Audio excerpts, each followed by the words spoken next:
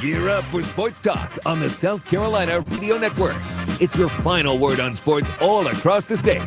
Be a part of tonight's show. Call us at 800-956-7266 or email talkback@sportstalksc.com. Now here are your hosts, Phil Kornbluth, Kevin McCrary, and Tom Hayes. We go in and we focus on us and we play at our standard. I feel like we can go in and we can beat these guys. And, I'm not going to say beat them, but, we can go in and give them a hard fight. So at the end of the day, it's Clemson versus, we're going to focus on what we got to do at Clemson and do what we got to do. We can't worry about, what Louisville is doing or what Lamar Jackson is doing. We got to focus on what we're doing and prepare throughout the week and, go out there on Saturday and execute. And good evening, everybody. Welcome back into Sports Talk, South Carolina Radio Network. Good to have you with us wherever you're dialed in around the states. South Carolina, probably stuck in traffic somewhere, unless you're in Latta or Pillion, where there never is a traffic backup to speak of, really, or Oler. Has Oler ever witnessed a traffic jam, Pro? I couldn't tell you. Well, I rarely went to Oler. My sophomore year at Pillion, I'm from Denmark. Oh, I'm sorry. A tractor broke down there on Highway 378. It was a bad issue. Backed it up for miles and miles. Huh? Yeah. But that was in Lexington, not Pillion. There's never been any traffic. You can't have a traffic jam in Denmark on 321. Mm-hmm. Watch your speed. That's the key word there. Watch your speed. Hope everybody's had a great day. We thank you for joining us here on Sports Talk. If you're watching us on our video stream or maybe listening to us via iHeartRadio or through the TuneIn app, we thank you however you are joining us tonight. 800-956-7266 is the phone number. Email talkback@sportstalksc.com. Getting closer to the big games this weekend. Clemson and Louisville, South Carolina, Texas A&M. Will delve more deeply into those games. We got the M&M boys coming up at the bottom of the hour. Can't wait to hear their take on last weekend and how they see things playing out this coming weekend. I think Pastor Payne's going to have to eat some crow tonight because he was all over Georgia Tech beating Clemson, wasn't he? I think he was, but I think that was more is sticking the needle at people than anything else. I don't think he seriously thought that could happen. Well, he's going to have to live it down. I'm sure Will's going to remind him several times with a lot of energy that he did say that. And we'll break it down with those two tonight. Also, we'll hear from some of the Gamecocks and the Tigers. Joe Moe, Coastal Carolina football coach, at 7:30 tonight. It's Coastal Carolina and Charleston Southern. Their big showdown. No longer for the Big South Championship, of course, but still a big rivalry game between those two in Conway this year. That should be a heck of a battle. So we'll talk with him about his team thus far. Only one loss for the Chanticleers this season. They lost that game at Jacksonville State, but they're on their third quarterback at this particular point. So he's trying to hold things together with some glue and tape over there in Conway. 800-956-7266, the number. We will take some phone calls early on, so go ahead and fill up the lines. Lines are open for you right now. First up will be the first ones in. So give us a call. We'll be glad to have you on the program tonight. And also we'll have some recruiting information for you a little bit later on. Things happening in basketball of interest. Yep. South Carolina could very well pick up a big man tomorrow, and they offered a Columbia kid who's supposedly a very good two-guard. Give you details on that coming up in a little bit, and some football stuff as well. All right, K-Mac, as we look ahead to South Carolina and Texas A&M further study of this game, we got to figure out for the Gamecocks what they can do along with need to do, but not so much need to do. What can they do to win this game? It is at home. 17.5 points seems like a lot to me. No, it's not. You don't think so? No, because here's the key. If I'm Texas A&M, I got to figure if I can stop South Carolina's offense, their defense, South Carolina's defense is salty enough to maybe stop me sometimes, but that defense will wear down, and then that's when we go to work. It's because if they have to spend, let's say, 35 to 40 minutes on the field, it's Katie bar the door by the fourth quarter. Do you think defensively they'll play a lot of zone coverage because of the quality of A&M's receivers? Make them move the ball down the field, kind of like they did against Vanderbilt. Of course, totally different offense and talent, but let them move the ball down the field between the 20s, keep them in front of you, then hope that you can come up with a mistake when they get in the red zone. Well, that's what they did against East Carolina. That won't work against Texas A&M. Because Texas A&M's a little more disciplined, and I don't think you can count on a team turning it over. They will have to win the turnover back. One way South Carolina is going to have to find a way to stay in the game would be to turn over Texas A&M. It's just a bad matchup for the Gamecocks across the board. And offensively, I'm really concerned. They only scored 10 against Kentucky. They haven't put up big offensive numbers against anybody. This might be, I don't think might be, this is the best defense they faced on paper. Now, Garrett might be dinged up, and we'll see what happens there.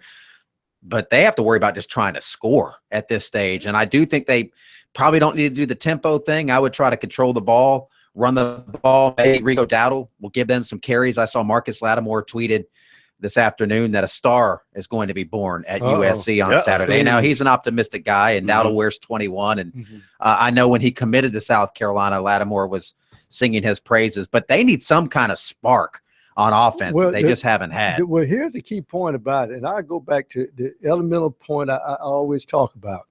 If I see a team run out on the field and they're not having fun, there's a problem. That's why here's where you pull out all the stops. Yeah, y'all guys want to have some fun.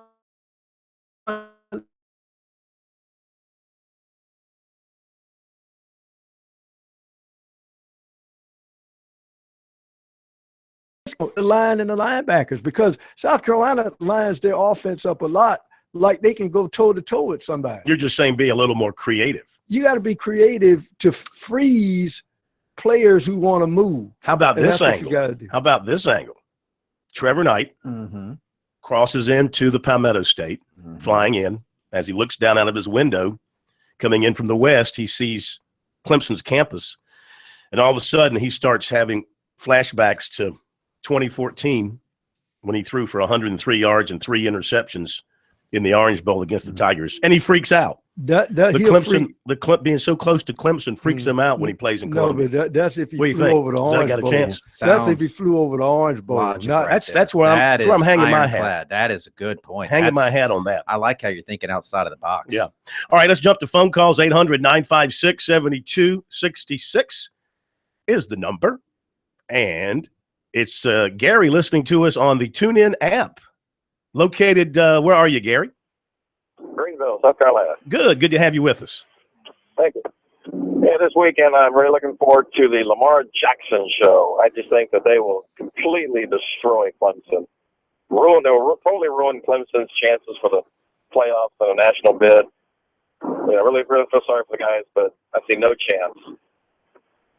Now, I mean, are you saying that as a partial Gamecock fan or as a neutral observer of college football?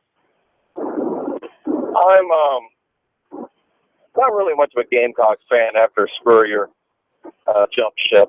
And, I like Clemson, but I'm just stating, I think the obvious. I think that Clemson's played horribly so far. They really should have lost to Troy. There was a fumble that was returned for a touchdown that, was blown dead, not a fumble. And I just, you look at what Louisville did to Florida State, and it completely annihilated them.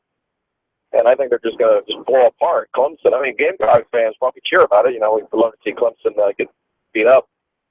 But I'm just being objective. I just think it's going to be a total embarrassment. I'll tell you, I'm not a fan of Dabo, though. I'm not a fan of him or his whole coaching staff. Every time you see them on the sidelines, they're always yelling and acting all bitter and bent out of shape. I mean, these are just kids, 19, 20-year-old kids. They're out there yelling and cussing at him and all that. I mean, have fun, play the game, coach with some integrity. All right. Now, I think we do have a Gamecock fan here. Well, I think the defense. That is a far cry that whole from the staff at Clemson Clemson's trash. Yeah. Louisville certainly can win the game. Don't be stealing my Kleenex. I'm not stealing. I'm taking it down right in to front him. of your He's eyes. going to give it back to you when you're done. When he's done with it, he'll put it back. We'll be right back. That's what I do.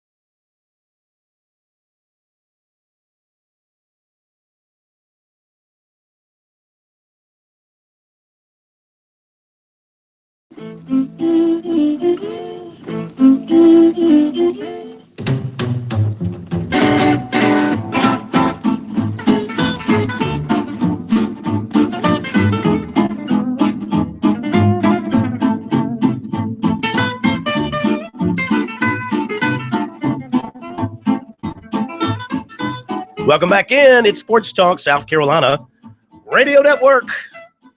Phil Kornblut here, fighting through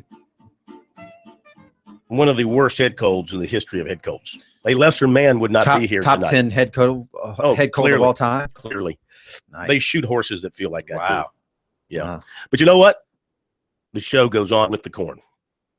My last breath when it comes will be right here in this chair. Just remember. Hey, the Shrine Bowl team, of course, came out this week. The North-South rosters will be announced in October. That also means we'll have the finalists for Mr. Football coming up in a couple of weeks. We'll be keeping you up to date on the progress of the Mr. Football finalists when they are announced. That coverage brought to you by your South Carolina Electric Cooperative. You can beat the peak and save on your energy bill.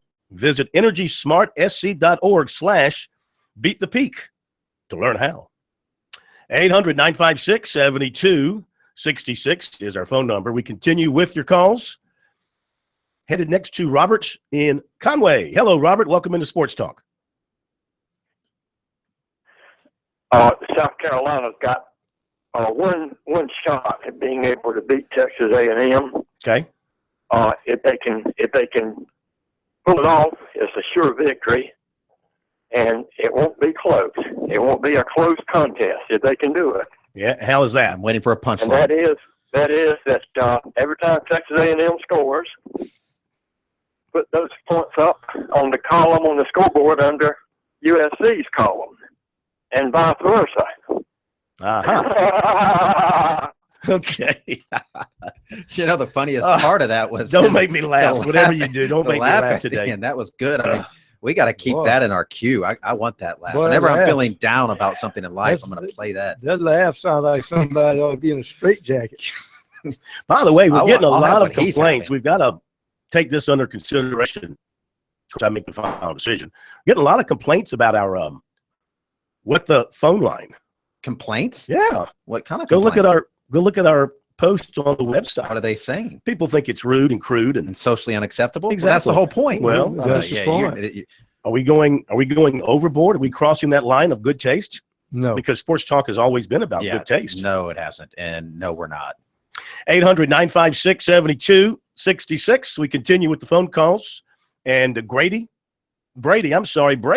in Columbia. Welcome into Sports Talk this evening. Tom Brady. But people can call the What the Phone line and complain if they'd like. Yeah, exactly. Hey, guys. Hey, Phil, how you doing? Hey, guys. Doing okay. Every breath is valuable. There you go. Hey, I am a Gamecock fan, but I'm going to be the first legitimate caller of the night. The first to not too good. So we're going to try to do better. Okay, go ahead. Uplift. That's right. First is, I think it's going to be a great game on Saturday night. It's going to be interesting.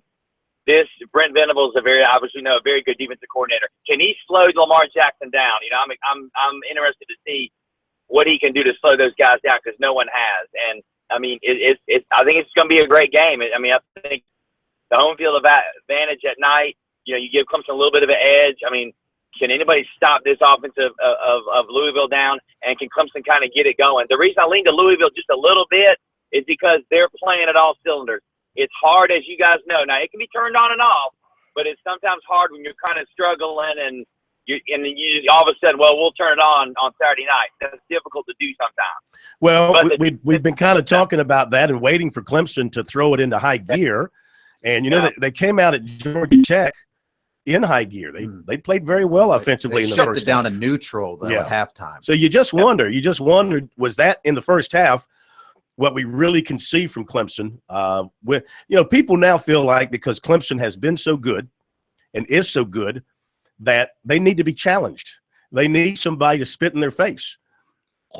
Yeah, and consider that spit from Louisville. I mean, and I love we'll hear from Jadar Johnson. If you haven't heard what he said yesterday or seen what he said, I think he speaks for the Clemson defense. Number one, somebody mentioned Lamar Jackson to him, and he said, is that number 8? And then he went on to say, then he went on to say, from a Clemson defensive standpoint, they don't worry about the opponent. They don't do anything different. They just play their game, do their thing, and go on from there. I think defensively, what I envision Venables drawing up here is I think he'll rely on his nose guards, his defensive tackles inside to control the middle, keep his defensive ends flanked out to keep Jackson, when he runs, turning back into the middle.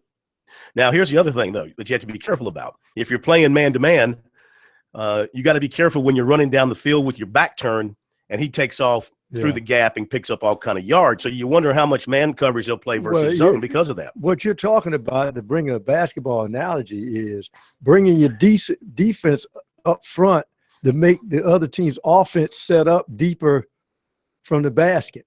In other words, if you get penetration up the middle, then Jackson is standing back there, but he's 15, 20 yards behind the line of scrimmage. Correct. Before he takes off. Correct. The interesting thing about this game, I think probably, because I like the mental aspect of the game.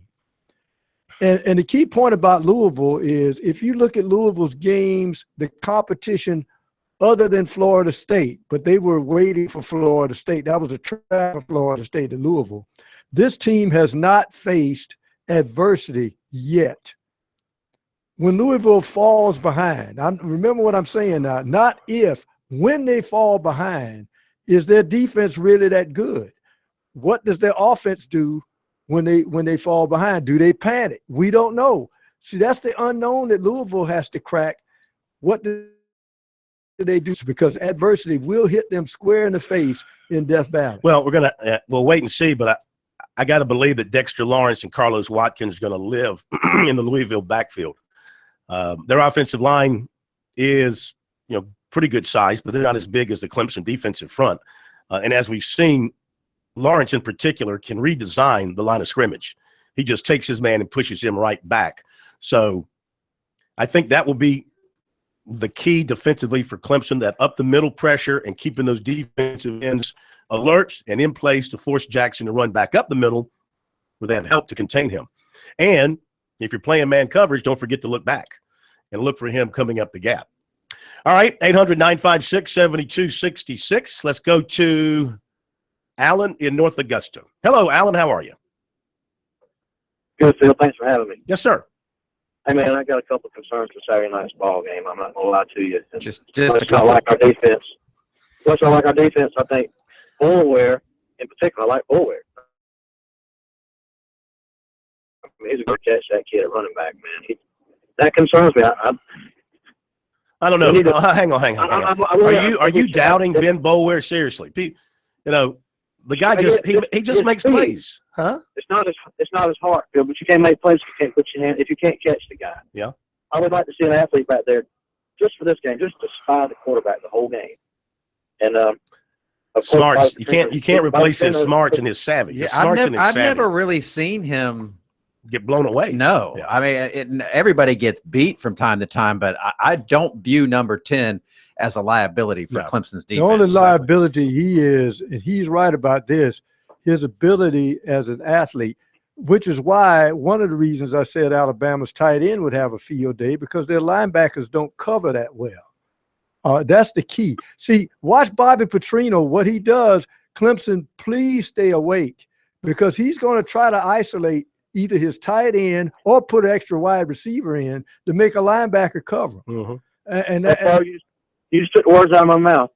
Petrino's my other concern. He's a wolf, man. He's done college football. I have no doubt about that. I would not disagree. I mean, look at what he's done everywhere he's been. He produces. He produces big-time offenses. He produces quarterbacks and receivers big time. Yes, sir. All right, thank you very much. Appreciate it. All right. Coming up in a moment, the M&M boys. Is it just me or is it cold in here? Can we get the heat turned up a little bit? I'm starting to shiver. Don't know if that means anything. K-Mac, will you hold my Kleenex? No. We'll be right back. The M&M boys are coming up here on Sports Talk.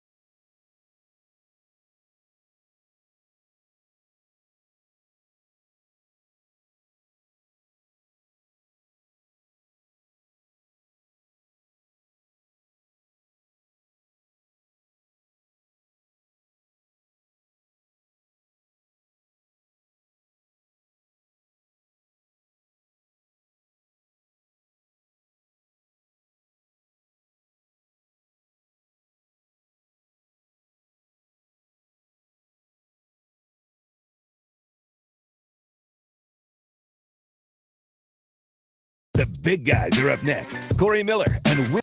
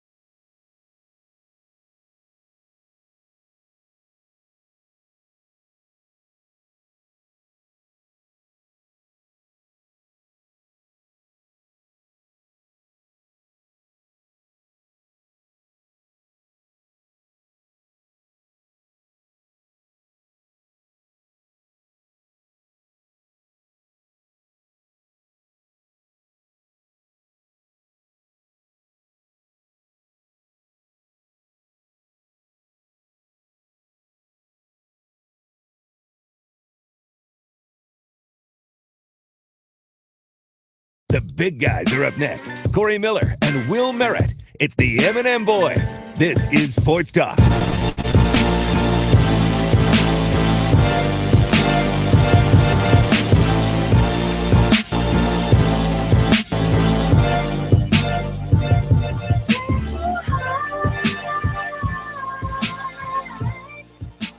Welcome back in. Sports Talk, South Carolina Radio Network. Phil Kornblut, Kevin McCrary, the Professor, Tom Hayes, Jarmart, Jerry Rogers-Martin, Carson Nova, Carson Mason, all together on this Wednesday night. I'm thinking a little slower than normal because of this horrible head cold. And I mean, let's face it, you weren't really a fast thinker to begin with. So this head cold would really sideline an slowed you down. NFL middle linebacker. I don't think the Pastor Payne would play. I was going to ask when you were a fast thinker. Yeah, we all were thinking it. All right, Will, we're going to let you go first, but you got to promise to let Corey have some time to say something. No, I refuse to do that. We'll talk about your Tigers. I refuse to give Corey any time whatsoever. Well, listen, what did you think of Clemson at Georgia Tech, the way they got it done, and are you at all concerned that things kind of tailed off for them offensively in the second half? What did I tell you guys last week? I said I was not Tech. And what happened? You beat them pretty soundly. Right. Yeah. So I mean, I'm not. I was not worried about it. Corey, he tried to stonewall me by saying that, they're going to run this option offense against me. And that's okay. I understand that Corey wants to do that to me, but, I'm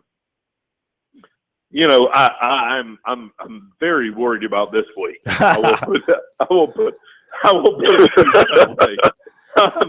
I'm very, very worried about this week. A little different animal. What about your running game now?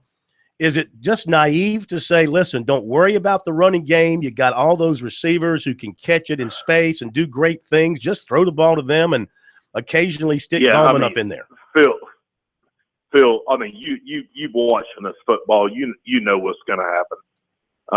It's going to be a completely different week. I think we all know that. Mm-hmm. Corey, the Gamecocks, where do you start? People are piling on the offensive line. People are questioning play calling. Some Gamecock fans, they're getting upset. 4 games in, new regime. Should everybody just take a step back, exhale, and just realize it is what it is for them this season? Absolutely. You mean all those people that, played all those years and, that those one that's complaining that, break down film every week. Mm-hmm. Yeah. But no, Phil, I mean, listen, I talk about the expectations as they weren't a lot. And if you come away crying about play calling and all this stuff, I mean, they just don't have a lot to work with. You have to accept what it is. They don't have a big-time play receiver. Who do you have to worry about as a defensive coordinator? Nobody. Because nobody's going to really defeat one-on-one coverage. Everybody's going to stack the box with a day to run. You got a mobile quarterback that can play. You don't have any help. Yeah, you're dropping the guy back. He's lined up at 5 yards. I went back and watched the film the other day, and then he's backing up 8-9 yards. So you're not going to be able to hold up a pass rush, and then your receivers are not getting open. I would like to see him go to more of a quick passing game, run more slants, just catch and throw, some middle screen, something like that. But, this team is going to take a couple of years, and you've got to get players in here. And you just want to see them play hard, the effort, and you want to see them fundamentally get better. That's what I'm looking for. The line needs to play better fundamentally. It's not something that they can't correct. They need to play a little bit more tough, I think. But I watched bad, drops from the tackles. Just, very soft with their hands, things like that I'll look for. They're not doing a good job right now. But, it's going to be that type of year for the Gamecocks. It's going to be bad. I'm bringing my 6 down to 4 now, and maybe even 3. Wow. Oh, well, tell me this, Corey, because it's interesting. Because I've always thought that when you tell me you simplified the offense because you have young players, also tell me that you're simplifying the offense for the defensive coordinator that's breaking down film on you And when they see certain formations, they'll know this play is being run. And of course, how much does that also hurt? Because maybe your quarterback does not have full reign or full knowledge to audible at the line of scrimmage. In other words, run a play that you know they're going to get stuffed only because that's the play that's been sent in. No, absolutely. You're right. And it's really hard, easy to defend, because they're not doing a lot. I mean, it's the same old zone read. It's the same old stuff, sprint rollout passes, curl routes. I don't see a lot of trapping, misdirection, things that you want to slow down a defensive front with. None of that. Listen, I said this the other day, and I said I know people don't get mad with me for saying this, but if you're going to run this offense, I wish they would put Lorenzo Nunez back at quarterback, because you got a 6'3" guy, can run more loose. I think he's the best athlete on this football team, and I think he gives you another person that a defense has to worry about. I wouldn't waste my time in the position of wide receiver. I think that's a great comment right there. I mean, I just don't understand. I don't understand that. What about Jake Bentley? Why not go ahead and you talk about the short passing game? He is the best passer on the team, probably hands down, since we haven't seen him, but he's a big guy. He can throw over the line, got a big arm, apparently, huh? You redshirt him. Leave him alone. Let him learn. You create that gap between him and I don't need to play right now, because this team is not going to win more than 4 or 5 games, max. I mean, that's just reality. I mean, they're going to go on the field, and the reality is they're not going to be even close to a lot of teams that they have left on their schedule as far as talent is concerned. That's just the truth. They don't have the depth there. I mean, that's what Will Muschamp is trying to tell people, but saying it in a nice way. They want to, employ the discipline and energy and all the things that he talked about and try to get better from that standpoint. But listen, coaches always tell you, we talk about Nick Saban and all these great coaches. Listen, Dabo Swinney even. You take those Jimmys and Joes out from up at Clemson or at Alabama or some of these other schools that we're not talking the same about. You got to have players. Mm-hmm. I mean, you got to have somebody like a Pharaoh Cooper who can beat one-on-one coverage. You got to have somebody that runs the ball that can break down and make a guy miss. You better have an offensive line that can maul people and pass protect. A defensive end that can beat pass pro. I mean, they don't have those guys anymore. I mean, it's almost unfair. And I'm watching as honest as I can. It's almost unfair with the talent. And then you got people like Steve Spurrier going on Paul Firebaum, talking about how, he had bad people around him and all this stuff. He did a bad job. Yes, you did. So if you want to be mad, Gamecock fans, don't be mad at Will Muschamp or Kurt Roper. What you need to be doing is get mad at Steve Spurrier and stop praising him and naming every building in Columbia, because he left you with this mess. Will, what will Clemson do defensively? Dang, Corbin Blue. I don't even like to. I never like to agree with Corey. But go ahead. But I agree with everything you just said. Yeah. All right, let's turn our attention back to the Tigers and the Cardinals. What must Clemson do defensively to hold this team under 63 points? Well, I think the one thing that they have to do is they have to keep the ball. They have to have ball control. If they don't, then they don't win. There's no possible way they win the game if they don't have ball control. I think they have to control the ball like from the very beginning of the ball game. So are you thinking more running game here now? It's time to get Gallman his 25, 30 carries? They have to. I mean, they have to run. If they don't run the ball well, they're not going to win. There's no possible way. Louisville's too good. They're just that good. I mean, can their corners, can they come up and play Clemson's receivers tight? I mean, they can play press man, but I think they're going to go much more into a nickel or a dime package, and they're going to try to spread the field out, and they're going to force Clemson to do certain things. And I think if they don't successfully run the ball game, there's no way. And Corey, do you agree with that? All right, you guys hang on, and we'll get Corey's take on it on the other side of this break. M&M Boys here on Sports Talk.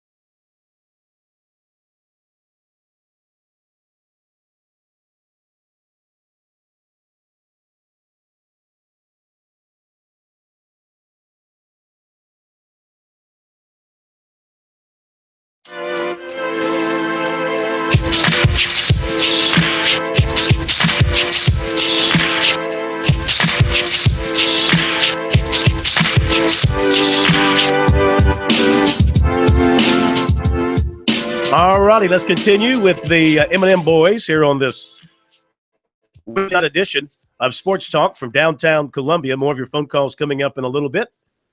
More from the Gamecocks and Tigers as well, as we're brought to you by South Carolina soybean farmers and their checkoff. Learn more at scsoybeans.org. Pork, powered by soy.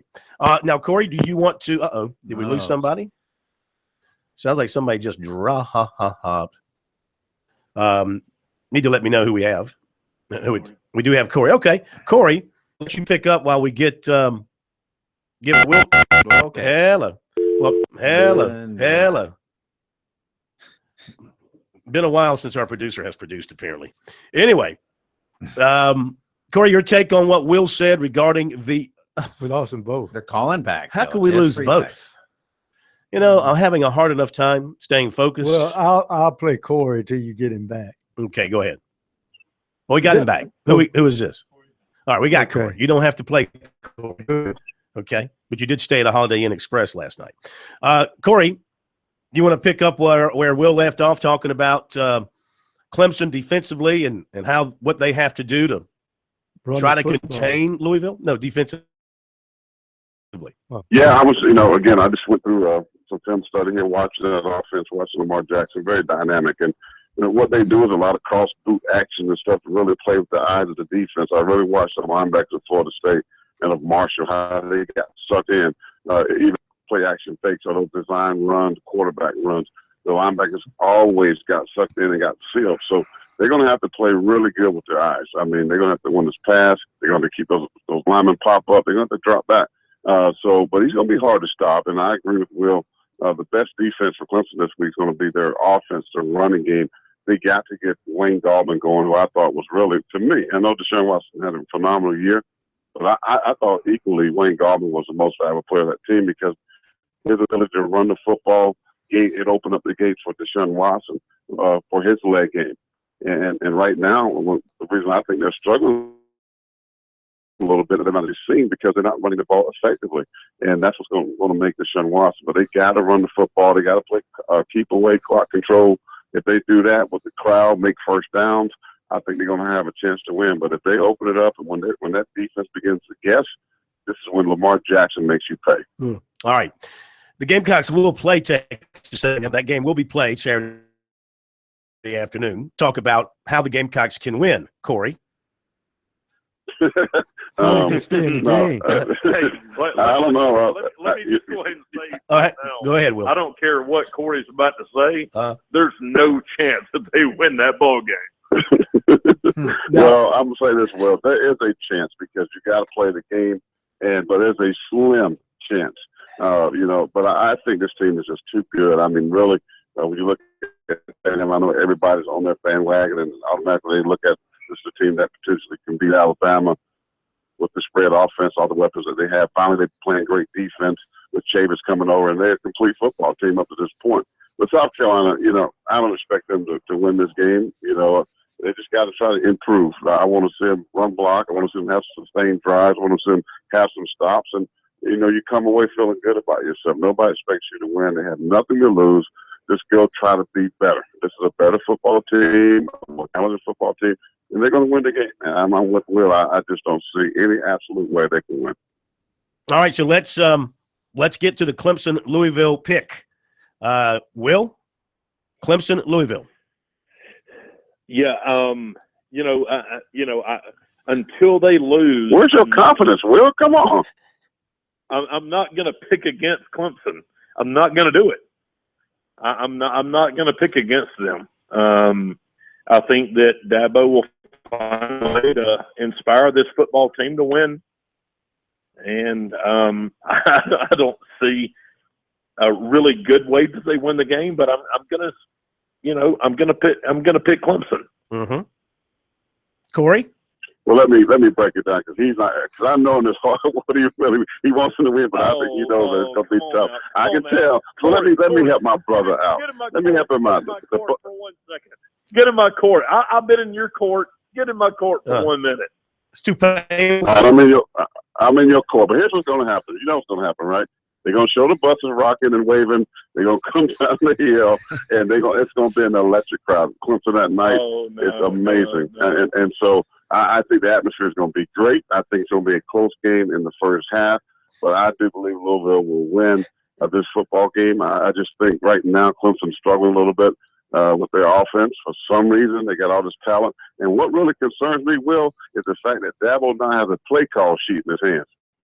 That's a problem. Take the play call sheet out of Dabo's hands. The reason that he does it is because he's actually turned the playbook over to other people. He's allowed people to call plays on his behalf. No, that worried me because before I didn't see him with the sheet. Now he has a play call sheet, but they better be able to run the football. Corey, who's a better play caller, Tony Elliott or Kurt Roper? That's a tough question. I'm going to say Tony Elliott right now, but Tony Elliott have a lot more to work with. In Kurt Roper's defense, listen. I mean, it's not what you call. I mean, what are you going to do, Phil? They're young. I mean, we just read a report that 81% of teams are freshmen and sophomores. So this is a young football team. Tony Elliott has better players to call plays with. Right. Right. So, agreed. I mean, but listen. Agreed. The Louisville Cardinals are going to win this ball game. And I think they're a better team. And we're not talking about the most of the guys, and that's Ty Grantham and that 3-4 defense. Quarterback. Louisville does. Louisville right now. This guy has accounted for 25 touchdowns. 25 touchdowns. You think that dude is better than Deshaun Watson? Yes. Right now he is, and Deshaun Watson has a QBR of 58 right now. Here's another one for you. Deshaun Watson has scored a touchdown in the red zone in 4 games. That's a problem. On a night that everything is on the line, what has Deshaun Watson done in every big game? Well, he has shown up. But my point is he hasn't this year. Not this year. And right now, if you ask me going on this year, I'm going by the body of work. But Jackson has outplayed Deshaun Watson by leaps and bounds. You tell me what Deshaun Watson has done in every big game. Yeah, but Will, in his life. You have to admit, honestly, now Deshaun has not been the sharp Deshaun we saw last year. I didn't say that. Yeah, I did not. He's got the history. He's got the history of winning big games, no doubt about it. And a far superior passer to Lamar Jackson. Yeah, he's got the better arm. We know that. I wouldn't even say that, Phil. You can't say that. Have you wouldn't seen say the that? throws this guy's made? No. But I've seen Deshaun Watson throw. Ball against Marshall on the money. You see that throw on the run? I mean, listen.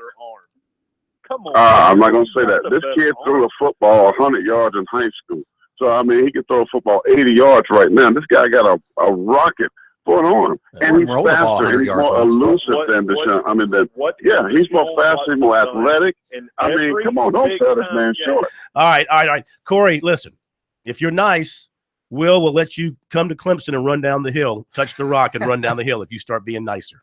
Listen, let me just tell you what. I can run down the hill to my back porch, and I'm going to get my popcorn ready, and I'm going to sit back there with a cigar and enjoy this football game, and that's what I'm going to do. I'm going to be calling a game in Cullowhee, North Carolina. Hey, Will, I've been there a couple of times. Good luck climbing them stairs, that mountain to get to the press box. No, thank you. Good God. You and Pete, the team. Okay, guys, we thank you as always. Have a great week. We'll catch you next week. All right, buddy. Thank you. Thank you, Will. Boys, Louisville's hadn't been in this position before. No, I think not where they are now. I mean, this is pretty heady stuff for them. The stage can get a little rickety, especially when you're on the other man's turf. Clemson's going to play. They're going to have their swagger. They're going to play. Hey, we're Clemson. We're defending national champion runner-ups. We're like Alabama. We're like Ohio State. You don't come into our house and beat us. We're Clemson. Too deep. We too deep. We too deep. We too deep. We too deep. We too sick.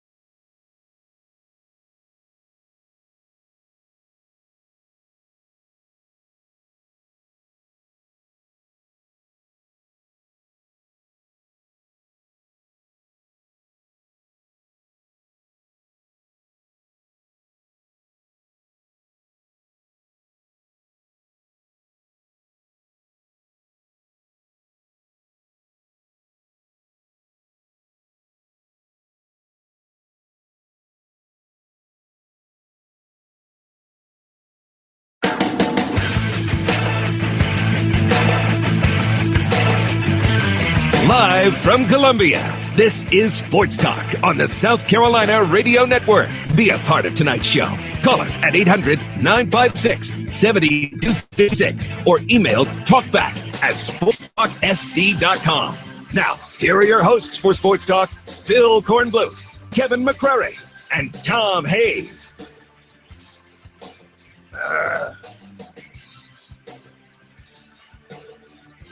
We're back, Sports Talk, hour number 2, South Carolina Radio Network, downtown Columbia, 800-956-7266. Email talkback@sportstalksc.com and on Twitter @SportsTalkSC. The website is sportstalksc.com.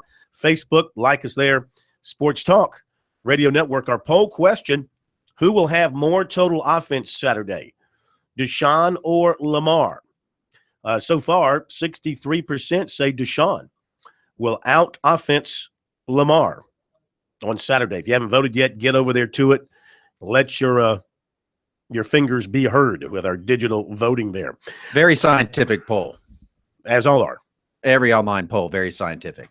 Let's continue with calls here, and then we're going to hear from Bryson Allen Williams of USC, Brent Venables of Clemson. Got some recruiting for you as well. We're headed where next? No. See, you just can't. This is you can't just say Jerome in Charleston. Yeah, you got the intro. We have a special introduction. Okay.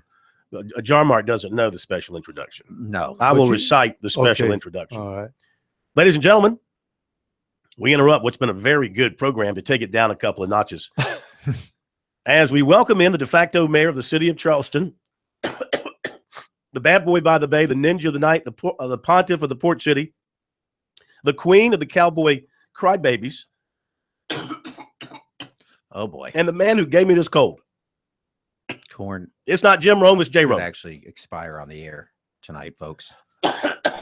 Actually, he's the guy that also. Go ahead, Jerome. Guys like Doc Holliday. Hey, hey, you want me to put you in touch with Hillary's doctor? Yeah. This guy. Please, I can put my Obamacare account to work. The internet is going to have a field day with this. Go ahead, J. Rome. What do you got for us? We haven't heard from you in a while. Where you been? Waiting on you to stop insulting Jerry Jones like you did after the Packers won. Talking about Jerry's face.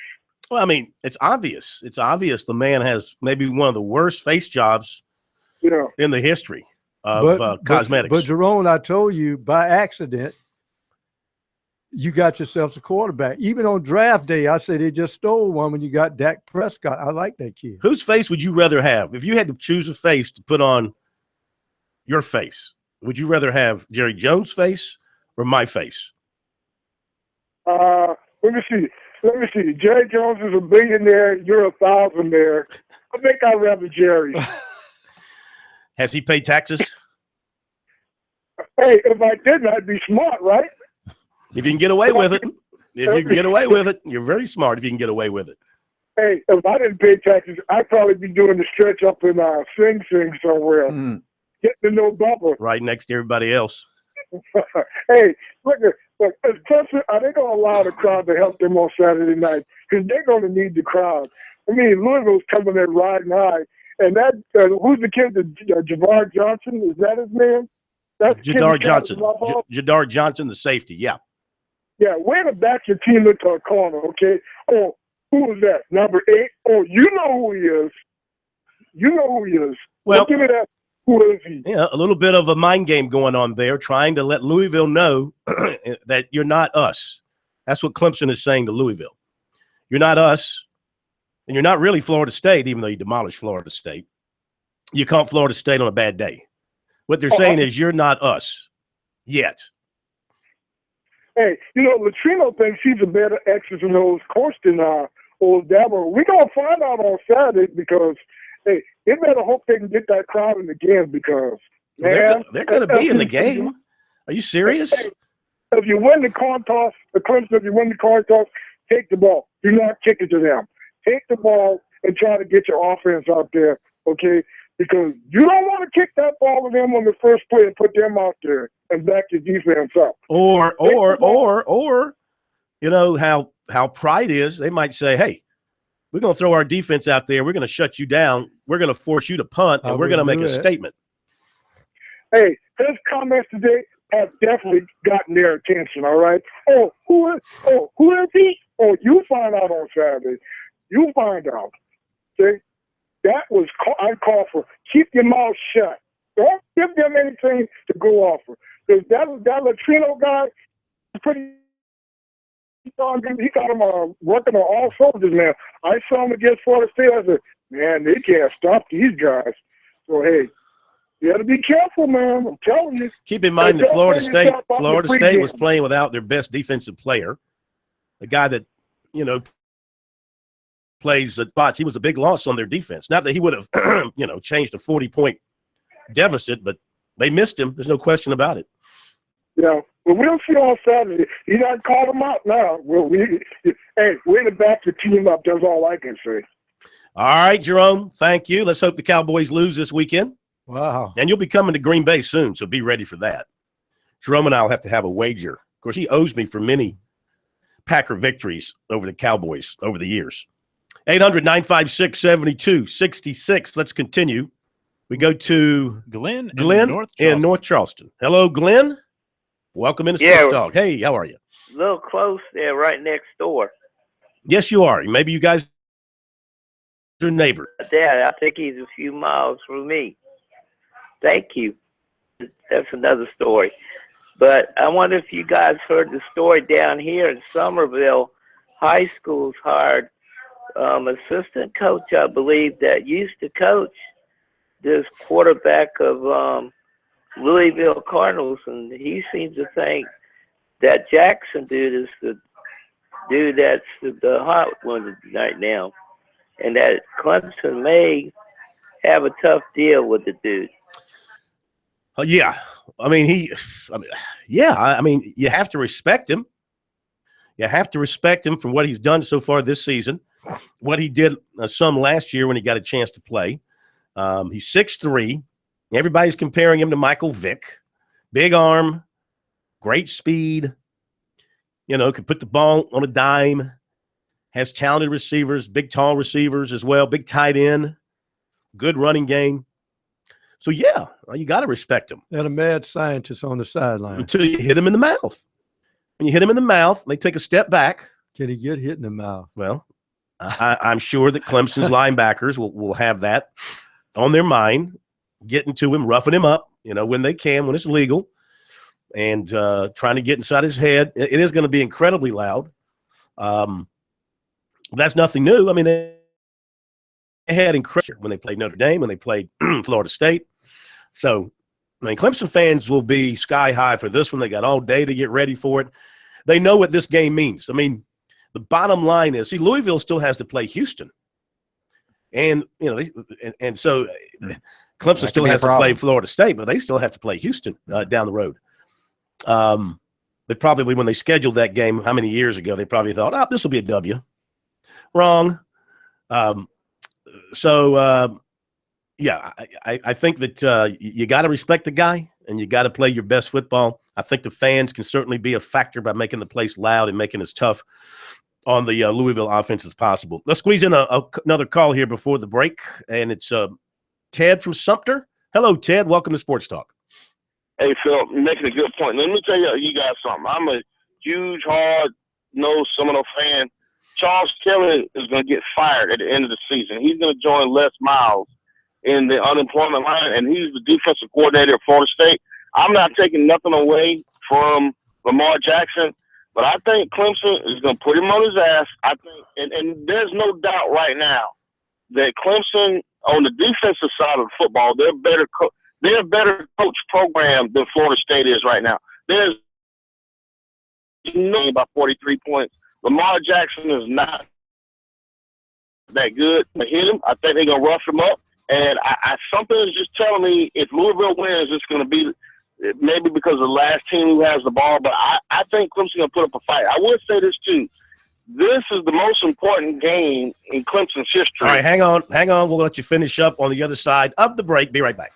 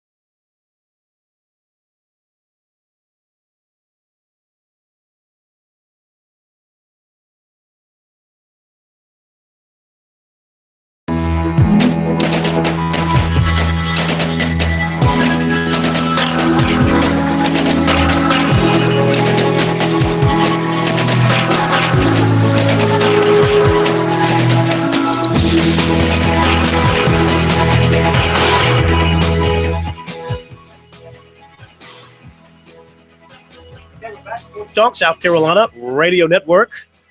Got some good stuff coming up for you.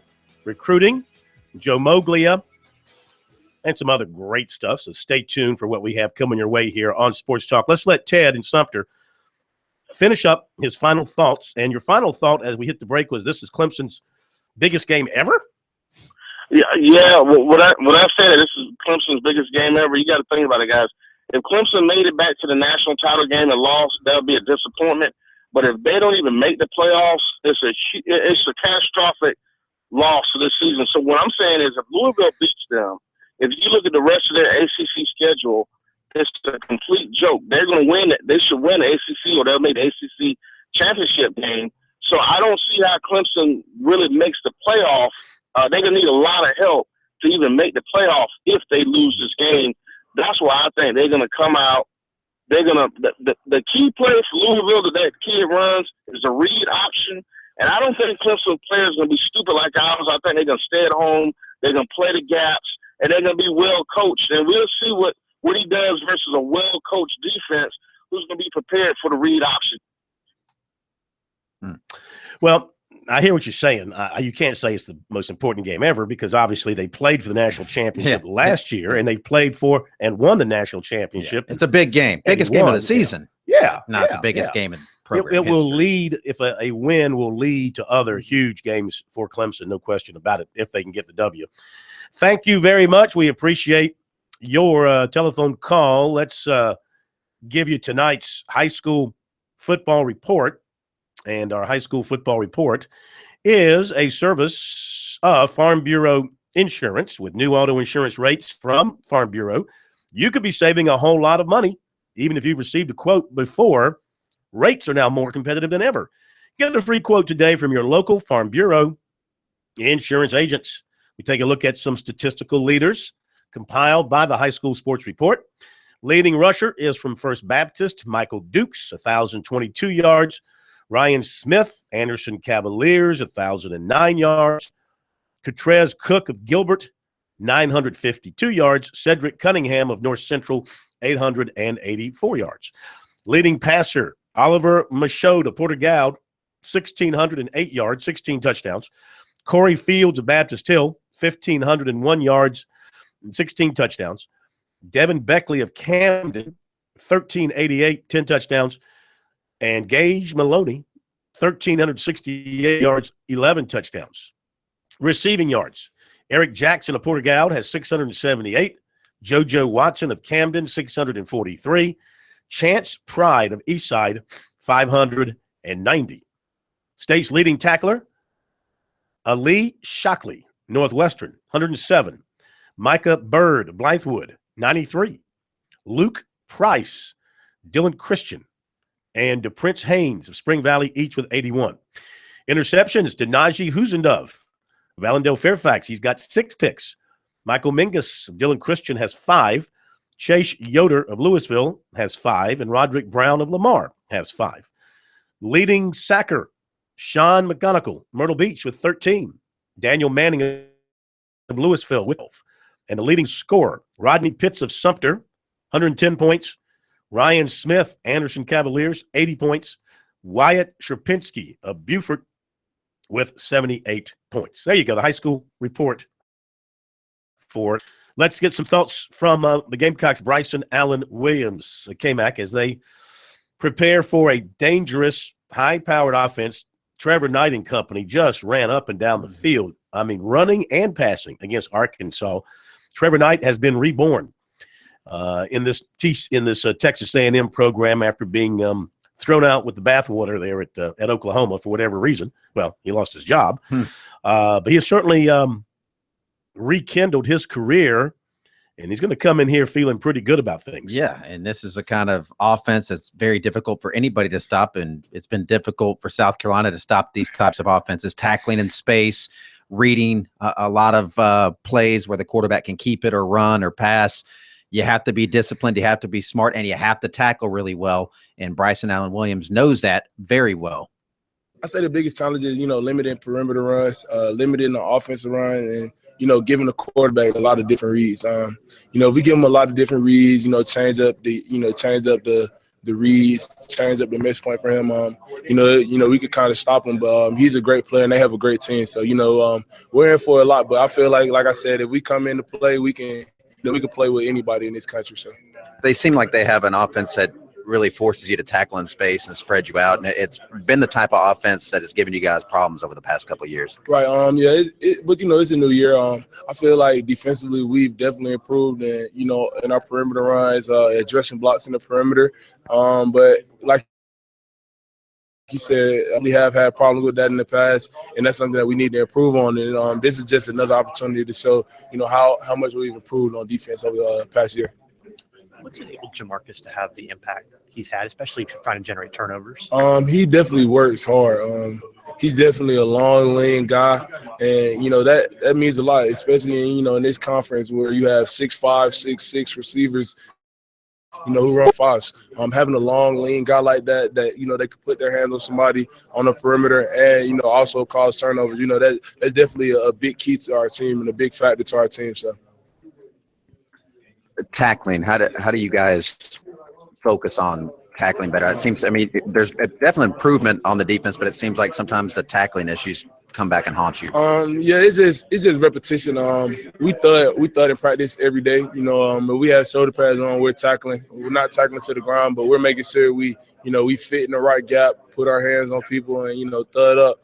And that's something that you have to do in this league. You have to tackle in this league to be successful.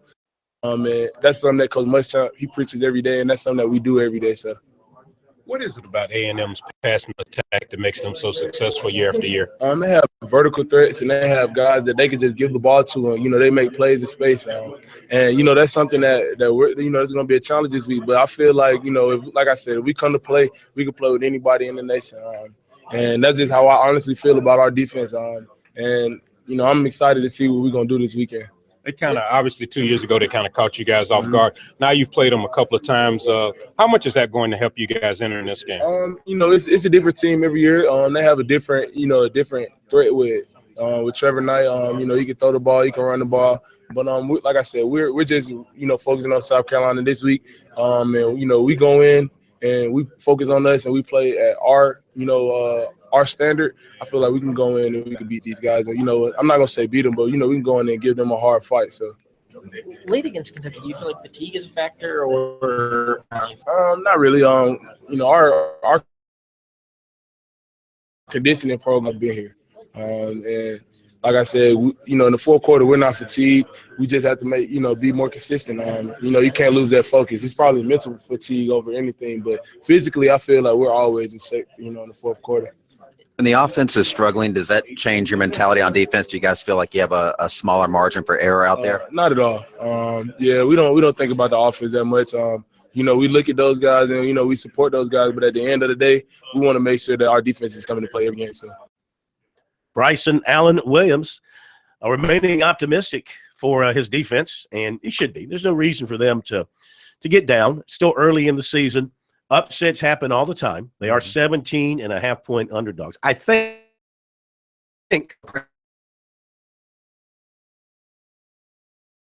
here 1-4 week. Oof. So I'm hot. I'm on fire. I'm thinking of taking the points. The other way. Thinking of taking the Gamecocks and the points. Anybody want to join me on that? Come on. Come on, there's room in the boat.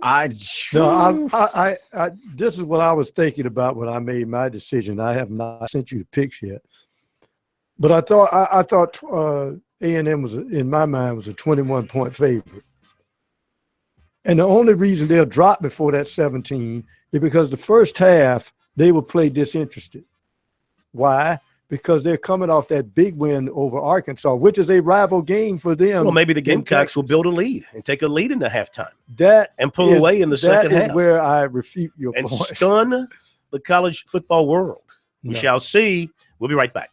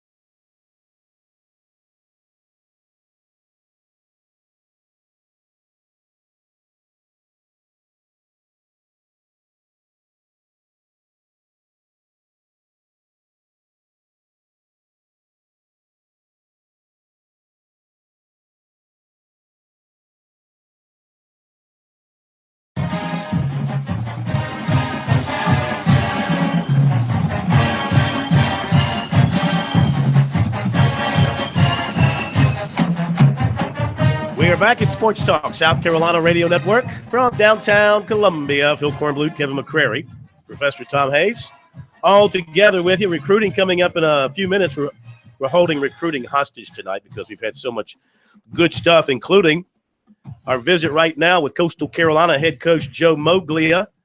Good evening, sir. How are you? I'm good. Thank you, Phil. Thanks for having me on. Oh, man, always a pleasure. What a season you're having. I know that loss at Jacksonville State was tough, but you guys are overcoming this year. A lot of injuries at quarterback, but you continue to play at a high level and win games. Well, I think what I'm really pleased with at the beginning of the season, Tyler Keene, our current quarterback, was fourth on our depth chart. And when he had a chance to go in against Jacksonville State, I mean, what we liked about him, he really did a good job in terms of keeping his poise. So I think as coaches, sometimes you might ask a guy to do a little bit more than he's ready for. We're not asking him to be an American like Alex Ross was. We're just asking him to do the things that we know we can do. So if we continue to do as we've been playing, the offense is doing a decent job of moving the ball. They're not turning over, and he's doing a good job keeping his poise. That means we have to have pretty good effort from our defense and our special teams, and we've been getting that. What does he bring to the table at quarterback? Well, he's been around a little bit. He's a junior. So the other guy's a freshman, and he has been our holder on field goals and PATs, and he's kind of been our 2-point guy. So he has been around enough that when he gets on the field, what he really has, he has a reasonable understanding of the offense, and he maintains his poise under pressure, which I think is critical for any player, but it's certainly critical for your quarterback. So you've lost Josh Stilley for the season. Looks like Avery McCall, the freshman out of Dillon, is out for the season with a hand injury. You lost your other starter going into the season for the season. Yep. So, and I noticed you got Tyler Chadwick over there working at quarterback. Yeah. How's he looked in practice? He's looking good. I think when he was in high school, for people that are not aware of this, that he was a very good quarterback. He actually played for his dad, and he was a very good quarterback and a very good baseball player. He's not that big, and because of his size, he chose baseball. He played for our baseball team for 4 years. He had one really outstanding game in the World Series in Omaha. We had a home run, a double, and a single. He's a good football player, a very, very good athlete. What he wants to do for a living, Phil, is he wants to be a college football coach. So for the last year and a half or so, when he wasn't playing baseball, he wasn't working on his studies, he would come and sit with our offensive coaches and kind of learn what was going on. So we were bringing him along this year as an unpaid volunteer. Mm-hmm. But he still has eligibility. So when all of the guys were going down, he'd gone to Dave Patton, our offensive coordinator, and said, "No, coach, if you need me, I still, I'm in good shape, but I can run around and, I do know the offense." Yeah. So we thought that was a good idea. Yeah, yeah. So do you have to protect Tyler with your play calling and try and limit his exposure to direct hits? Well, you got Tyler Chadwick and you got Tyler Keene. You're talking about our starter? Yeah. Keene. I think every coach would say that pretty much of every quarterback he's got. So everybody wants to protect your first unit guy. You want to protect your next. You want to protect your best guy. So everybody wants to do that. By the same token, if you're going to be effective offensively, in the NFL, the guys are only going to drop back and throw. So you got to do a good job of protecting them, but you're not always able to do that. I think a lot of times when you're running a spread in college, your quarterback's got to be if the defense is not accounting for your quarterback, he's got to be able to pick up yardage by running the ball. So we know we need to protect him, but we would have said the same thing, frankly, about any quarterback we've ever had. By the same token, he's got to be able to make plays sometimes, and so we're not worrying about that. I think we don't hit in practice, and I think we do a good job of protecting him. But the reality is, he's going to get hit. Yeah. I think I would just turn around and hand it to 31. We do a lot of that. So we can certainly still do that. Yeah. Hop's having a great season. As you know, he broke the Division I all-time record for the number of consecutive games where he scored a touchdown. And, we're very, very proud of that. What do you see? I had the pleasure of interviewing him when we were there on our Palmetto Pigskin tour, and he just looked like he'd been living in the weight room. How is he holding up physically, and what do you see in him different compared to last year? Well, he's a very, very, very durable guy. I mean, he's very strong. He's very powerful. He's got a wonderful center of gravity. He's quick. He's fast. He's got great balance. And sometimes there's an advantage. He's only about 5'9", but he's about 210 pounds. And he is rock solid He can get very, very low. So sometimes when you have a low center of gravity and you have the power that he has, that becomes an advantage. All right, Charleston Southern, your old rival from the Big South. Very good, Shadwell. I tell you what, they went up there to North Dakota State, and you know what that's like, and took those guys to overtime. And what do you make of their team this time around? I think, again, and I agree with you, I think Jamie Chadwell and Chad Staggs, their defensive coordinator, I think they do a great job as a staff. I think the kids are well prepared. I think the kids are tough. They're physical. They know what to do, and they execute well. On offense, they have two really, really outstanding running backs. Number 24, Hammond, returns punts. He returns kicks. He's their key guy. Yeah. But I don't know if I've ever seen one guy just bring him down. And then the other kid, Holloway, is literally, Phil, if you haven't seen the stat, the kid's averaging 14 yards a carry. 14 yards a carry. Yeah. And he's the guy that they would often pitch to as far as their option game goes. They're tough. They're physical. From the defensive perspective, we're expecting they're going to come after us a bit. They're going to try to disguise that, to play some man, to play some zone. But what they do is they do a good job of getting to the ball, and they've always done a good job of executing on special teams. Yeah. Simple to say that to beat them, you got to stop the running game or slow down the running game? Well, I think if you overstop the running game, if you look at, they are one of the leaders in longest average per catch. And the reason for that is if you start to cheat a little bit to handle the running game, you're going to expose yourself someplace else, and they'll do a good job of taking care of that. Mm-hmm. But bottom line is you do have to stop the running game. All right, so you're drawing over 10,000. You're packing the place right now. I guess you can't squeeze in anybody else, so people are waiting for that stadium to be expanded. Yeah, it's been standing room only so far. I'd imagine this weekend will be the same way. I would think so. Yeah. I haven't checked that yet. I'm not worried about it right now, but yeah, I would think so. Okay. You're happy with the move where you guys are headed and the transition from FCS now to FBS and the interest level of your fans?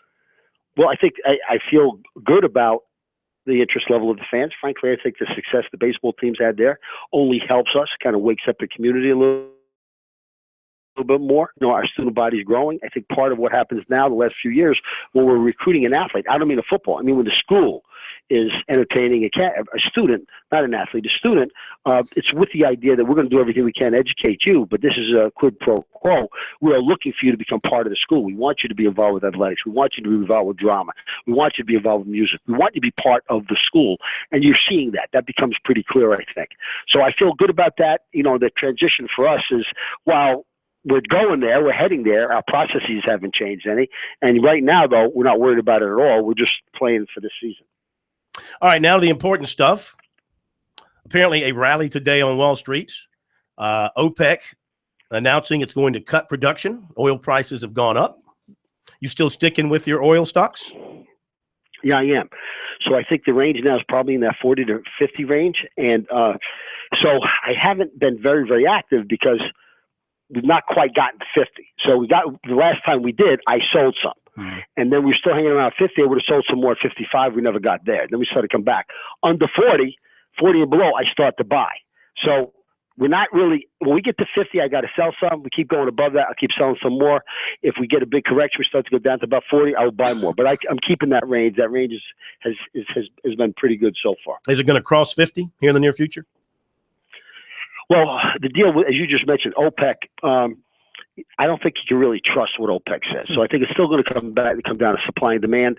And at some point, if it crosses 50 and winds up getting to 55, I'll worry then that starts to be a little bit too much, and I'll be a more aggressive seller. Because at the end of the day, supply is still greater than demand, and that's not good long term. Absolutely. My theory exactly. Coach, we thank you always. Good luck this weekend. I appreciate it, Phil. Thank you. Thank you very much. Bye-bye. That's Joe Moglia, football coach and, of course, chairman of the board of TD Ameritrade. He knows a little something about the stock market, I would say. We'll give you some recruiting, and we'll hear from Brent Venables coming up.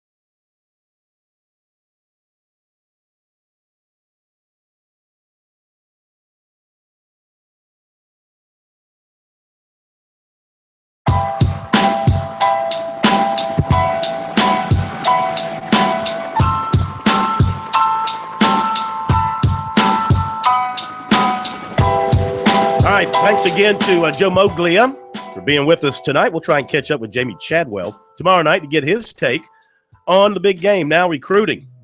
We'll start with basketball. 6'4", shooting guard Clyde Trapp Jr. Lower Richland was offered last night by Frank Martin of USC. The Gamecocks joined Georgia, Georgia Tech, Charlotte, Missouri, Kansas State, Rice, and South Florida, and others on his offer list. He was happy about getting all those, but particularly happy about getting the hometown offer. He averaged 13.6 rebounds, 2 assists per game last season. His coach, Caleb Gaither, says he's an excellent shooter and passer, and he distributes the ball well to his teammates. He has scheduled an official visit to Georgia October 7th, tentatively set for Georgia Tech the week after that. Make that 2 weeks after that. USC also is a possibility for an official visit. He and his family were there at USC 2 weeks ago to meet with Martin, and he said he might go to the football game Saturday. No favorite, planning to sign in November at this point. 6'8", Ibrahim Doumbia of Miami, and Mali is going to announce his decision tomorrow. Told us last night it's coming out tomorrow. His only official was the USC earlier this month, and Frank Martin met with him last week. He was scheduled for an official to Florida the weekend after USC, but didn't make that visit. He also has offers from Tennessee, Baylor, TCU, and Virginia Tech. He averaged 18 points per game last season. What does that tell you? I don't know what. He averaged 18 points a game. No, I was asking if he just took one official visit. Well, it certainly looks like the Gamecocks. Yeah. Wide receiver, this is football. Wide receiver Chad Terrell of Dallas, Georgia, getting close on his decision. He plans to visit NC State soon, possibly this weekend, officially, and then he'll be ready. USC, Oregon, and NC State are his final 3. He last visited USC in July for the Prospect Social Gathering, took an official visit to Oregon earlier this month. He said Will Muschamp and receivers coach Brian McClendon, other staff members have remained in touch with him. So far this year, 35 catches for just over 500 yards and 9 touchdowns. Offensive lineman Jerry Drake Jr., Palm Beach Gardens, Florida, is going to take an official to USC this weekend. Defensive back C.J. Avery of Grenada, Mississippi, took an official to Auburn last weekend. He now has Auburn, Ole Miss, and Mississippi State as his top 3. He had talked about visiting Clemson this weekend, but is not coming in. He also has visited Cal. He plans to take an official visit to Louisville. So Clemson may be moving on to others, perhaps Xavier McKinney or Marquavius Bell up in New Jersey. USC target defensive back Jonathan Abram of Jones Junior College was offered by Ole Miss. He visited there last weekend. Another USC target, defensive end Eli Adams of South Point, is going to NC State this weekend. That's 2018. And 2018 Clemson and USC target offensive lineman Nana Asudu. Or it could be Nene. Probably Nene. I don't think he wants to be called Nana. My guess is Nene. Asudu of Stafford, Virginia, received an offer from Florida today. He's got like 23. And that's it for recruiting. All right, Clemson getting ready for an offense that's only averaging 63.5 points per game. The fewest points they've scored in a game this year is 59. They have a quarterback that has accounted for 25 touchdowns. Only one team in the country has more touchdowns than Lamar Jackson. It's obscene what they've done their first 4 games. It's up to Brent Venables to stop that. And what does he think about trying to stop that? Brent Venables, Clemson defensive coordinator, as he talked with us yesterday up at Clemson about getting his players ready. By the way, Dabo Swinney said today Austin Bryant and Adrian Baker will not play. They remain out, will not play on Saturday. So what is Venables going to do? Yeah, I mean, there's only so much you can do. They present a lot. They've got dynamic players, got a really good system, a veteran team coming back. So, they're much further ahead than they were just 2 years ago with both their schemes, personnel, and again, one of the most dynamic players, in all of college football. So, it's a big game. It's a big week. That's a week ago was, the week before that was. And so there's a process in how you prepare, and you try to put together a good plan. And ultimately, again, it comes down to the players got to come out there and execute. Part of what makes them so tough, it seems like a lot of times guys are in the right spot, but he just makes them miss and gets by them. Yeah, he's got a special skill set in both his running and throwing ability and his ability to improvise, extend plays, and so that can create a lot of problems. You can do everything right and still obviously be wrong. So you can live with that. When that if that happens, but can't stress about those kind of things. You got to again just prepare for the things that you're going to see or you anticipate seeing, and then again, give your guys the best possible plan to execute and to win.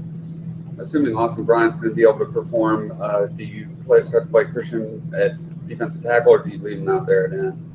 We'll see. Maybe a little bit of both. I know you did some recruiting in Florida. Did you look at Lamar Jackson much when he was coming out of high school? Oh yeah. What ways have you seen him grow from where he was then to where he is now? Oh, he's just stronger. He's put quite a bit of weight, but he's a great player. We were very interested. We just filled up before he was ready to make a decision. So, he caused the same kind of problems and havoc in high school that he does now. He's just a bigger, stronger, probably smarter, more precise version. Going back, I was taking a look at some of their games. Are you surprised the teams have played so much man against him?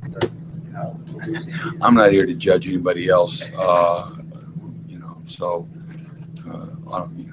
I'm not sure there's a great plan on how to defend him. We'll see. So, there's places where you got to definitely, you're a man team. You got to do what you do. So if you're a zone team, same thing. And if you're a multiple team, then you got to pick and choose your spots. When you got your back to the football. Job that your guys did against Justin Thomas give you some confidence. Obviously, Lamar's playing another level. Thomas, no slouch. I mean, I'm happy that we did well, and I think we're getting a little bit better. But some ways maybe the same, in a lot of ways a lot different. So we're not walking in here with any false sense of security because what we did a week ago. Hopefully by game time we feel confident in our plan because of how we've prepared and how we've studied and do so. Again, this is a guy that doesn't give you a lot of margin for error. Okay, there you go, Brent Venables. Pro, what is that liquor you recommend helping with head coach? Bourbon. Bourbon. Cold or warm? Over the rocks? You warm it up a little bit? Want it. Because once you get into your 98.6, it'll heat you up. Is that right? Yeah. Mm-hmm. K-Mac, you recommend anything else? I think Anything beyond the norm? Bourbon fixes everything. Yeah. Thought maybe you had some other millennium-related remedy. Millennium? Yeah. Millennial? Whatever. I mean, bourbon cross all millennia. All right. Let's see. Tomorrow night is Thursday, right? Yes. Okay. So we'll have the coach and the quarterback with us. Look forward to that. Chuck Reedy, Steve Tannehill. We'll have Dabo up on the website tonight, correct? Yeah, it's already up. Dabo's already up on the website from his meeting with the media this afternoon. So you can catch that on the website as well. We'll try to catch up with Jamie Chadwell tomorrow night, get his view of the showdown with Coastal Carolina, the other big game in the state this weekend, big showdown between those two. And you never know what else we might have for you. Oh, you could have a commitment to announce for South Carolina. Doumbia, basketball player. Looks like that could happen tomorrow. So we'll have that for you on the website and here on the show. And that will do it. Evander Holyfield is at Turner Field tonight. I would let him do whatever he wants to do. If he wants to knock down a wall, let him knock down a wall with a hammer. That will do it. I hope the Yankees can keep the Red Sox from clinching tonight at Yankee Stadium. That would be wonderful, too. Have a great night. I hope to see you tomorrow with the others.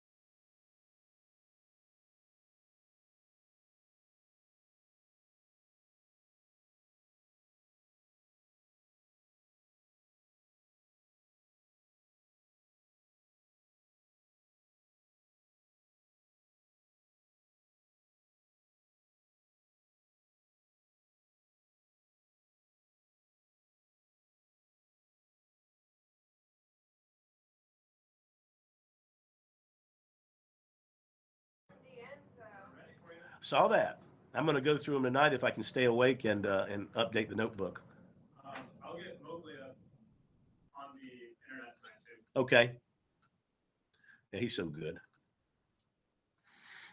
And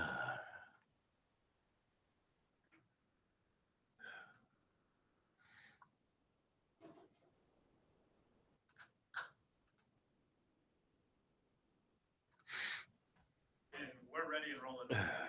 Okay.